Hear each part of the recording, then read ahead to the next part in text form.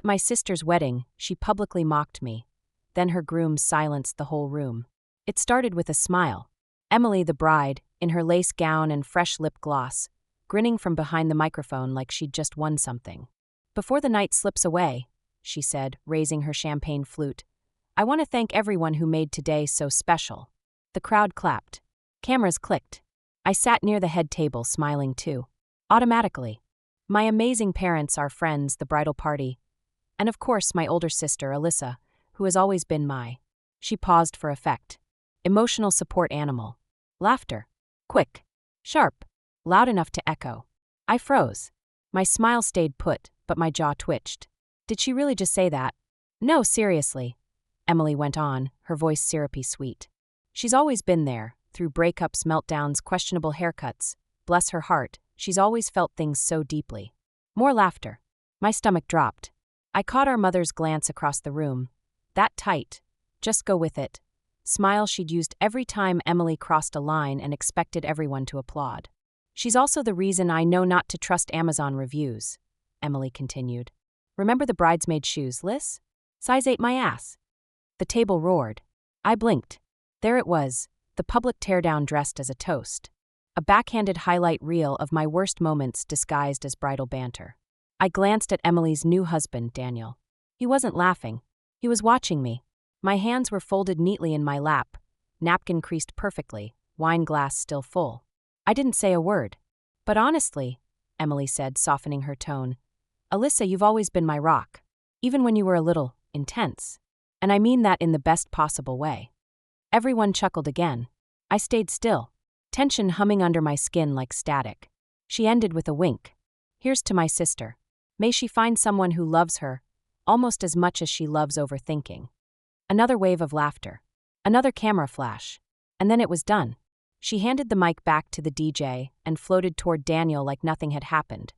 Like she hadn't just used her wedding toast to serve up years of unresolved rivalry in front of everyone we knew. And me. I sat there, smiling. Because that's what you do when your sister uses you for a punchline in chiffon.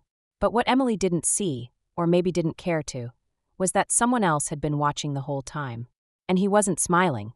Emily was always the star. That's not bitterness. It's just fact. Even as kids, she walked into a room like she expected applause. And most of the time, she got it. She was the one who won the spelling bees, landed the school play roles, got her picture framed in the orthodontist's office.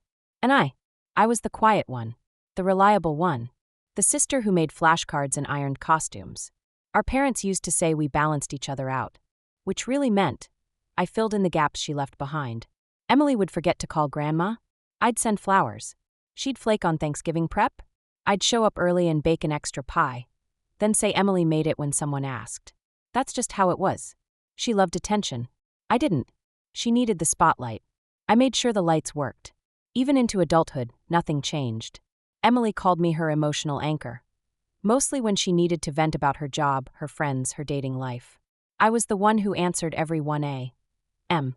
call, calmed every crisis, and talked her down from every breakup. And when she met Daniel, I was thrilled for her. He was quiet, grounded, kind. The kind of man who didn't need to be the loudest in the room. The kind of man who made Emily slow down, just a little. I liked him. Still do. At least, I did until I realized how little he knew about what it meant to stand next to a woman like Emily. She could be dazzling, fun, effortless. But when it came to family, she didn't share the stage. I figured things might change with the wedding, that maybe being a bride would bring out something softer in her.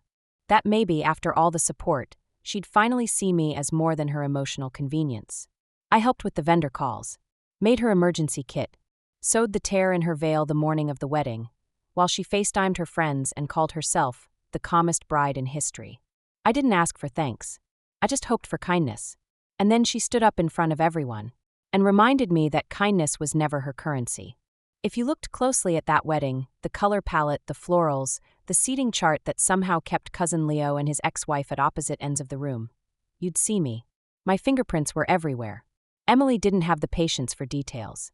She had the vision, the Pinterest board, the folder full of aesthetic ideas. But execution? That was mine. I handled the bakery when the first cake designer ghosted her.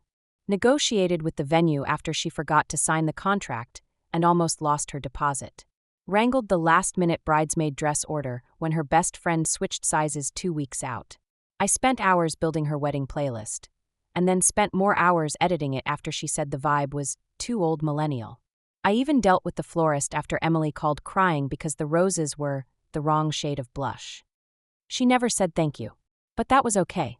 I wasn't doing it for applause. I just wanted the day to go smoothly. For her.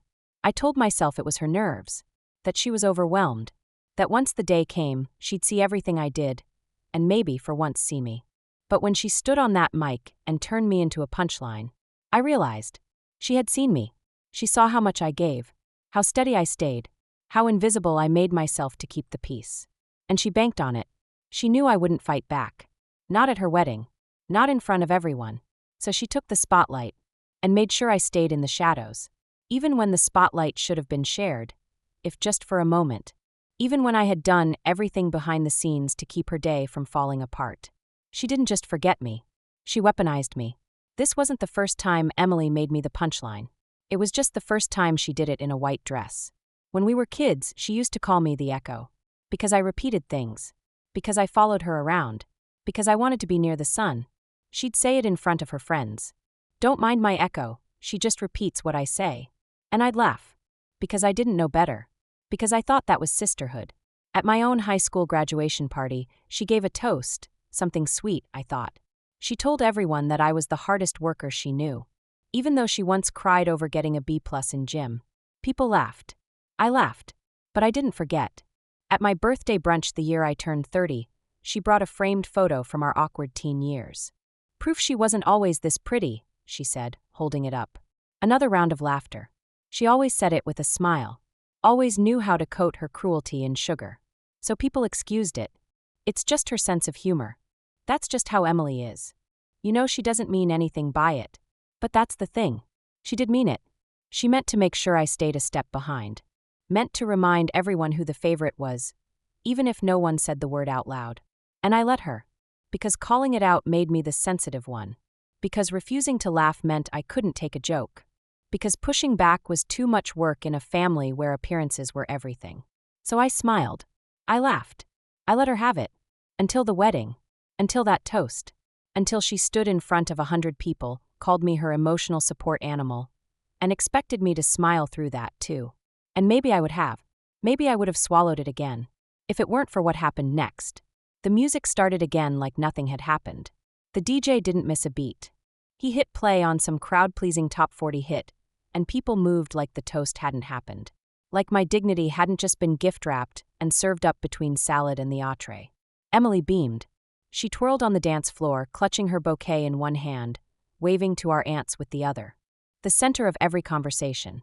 The star of every phone camera. But I stayed in my seat.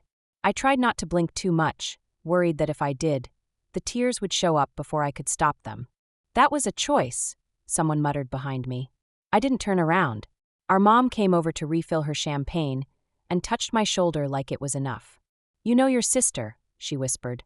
She didn't mean anything by it. Didn't she? Emily always didn't mean it. Always walked the line between cruel and cute. Always got away with it because she smiled and everyone wanted to stay on her good side. But then I felt a presence behind me. Daniel, Emily's groom. I hadn't spoken to him much that day. Not because we weren't close, but because he'd been busy being, well, the groom. But now he stood behind my chair, his hand on the backrest, quiet. Hey, he said, low enough for only me to hear. I looked up. His jaw was set. You okay? I nodded. You sure? I nodded again. Not because it was true, but because I didn't want to take up space. He watched me for another beat. That wasn't cool, he said. She crossed a line. I blinked. Because Daniel had always been gentle. Observant. Quiet. Kind.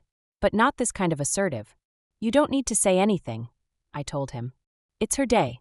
He didn't reply right away. Just looked toward the dance floor. Doesn't mean she gets to bulldoze people. He turned and walked away before I could answer. And I didn't know it at the time. But that wasn't the last time he'd speak up. Daniel wasn't the type to raise his voice. He didn't need to.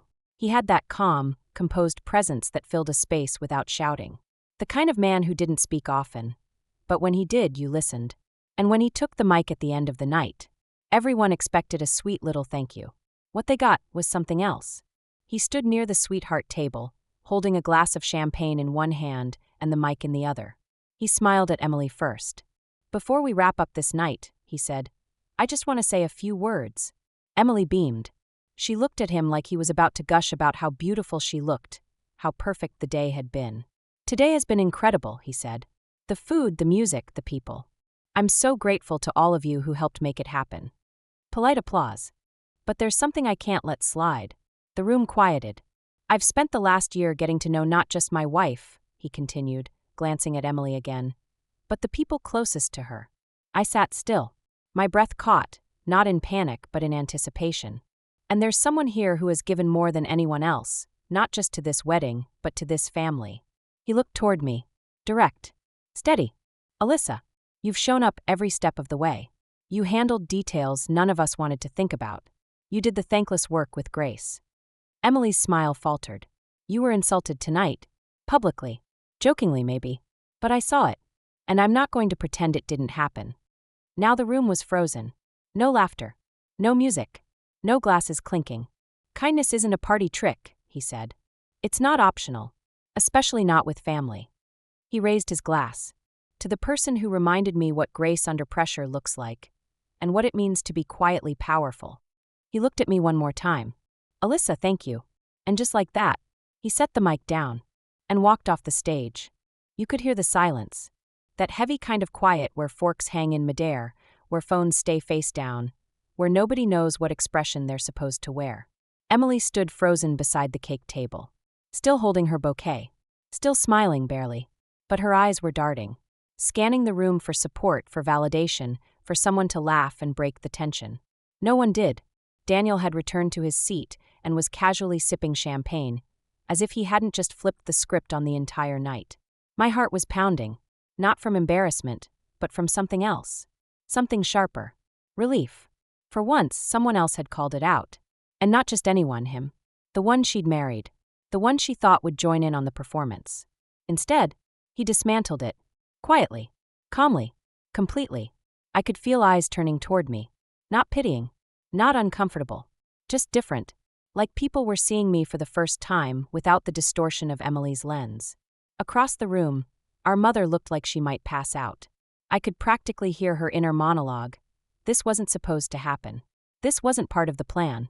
Because when Emily controlled the room stayed safe. Pretty. Polished. Scripted.